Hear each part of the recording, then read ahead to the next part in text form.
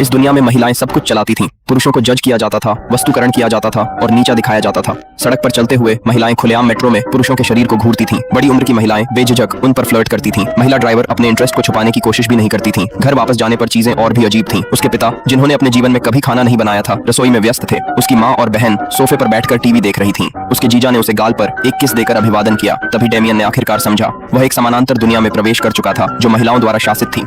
विडंबना यह थी कि अपने पुराने जीवन में वह बिल्कुल ऐसा आदमी था जो महिलाओं को नीचा दिखाता था। वह एक कंपनी चलाता था और उसने अपनी टीम की हर महिला को हटा दिया था। एकमात्र महिला कर्मचारी जो बची थी वह एलेक्स थी और उसने वर्षों तक उसका जीवन मुश्किल बना रखा था। बस एक दिन पहले उसने एक मीटिंग में उसे सार्वजनिक रूप से अपमानित किया था, उसके प्रस्ताव का मजाक उड़ाया था, उसे बोलने से रोका था और यहाँ तक कि अफवाहें फैलाई थीं कि उसे नौकरी सिफारिशों के माध्यम से मिली थी। अब जो अपमान वह दूसरों को देता था वही उस पर वापस आ रहा था। घर जाने के लिए बेताब डेमियन ने बाहर निकलने का रास्ता खोजा। जब वह लगभग हार मान चुका था तभी एक बेघर व्यक्ति ने उसे अजीब जवाब दिया, बनो इस दुनिया में पावरफुल इंसान और तुम वापस चले जाओगे। पहली बार डेमियन को उम्मीद जगी। उसने सोचा कि सीढ़ी चढ़ना आसान होगा, लेकिन वह पूरी तरह गलत था। अगले दिन मीटिंग में उसे सच्चाई का सामना करना पड़ा। एलेक्स टेबल के सिर पर बैठी थी और वह व्यक्ति बन गया जिसे अपमानित किया जा रहा था। उसने उसके प्रस्ताव को उठाकर मजाक बना दिया। हर बार जब उसने बोलने की कोशिश की तो वह उसे टोक देती। हर विचार जो उसने साझा किया उसे तुरंत खारिज कर दिया गया। पहली बार उसे वास्तव में समझ में आया कि उसने उसके साथ कितना खराब व्यवहार किया था। जब उसे एहसास हुआ कि केवल प्रतिभा उसे कहीं नहीं ले जाएगी तो उसने शॉर्टकट ढूंढने शुरू कर दिए। उसकी बहन ने उसे समझाया कि इस दुनिया में चीजें कैसे काम करती हैं।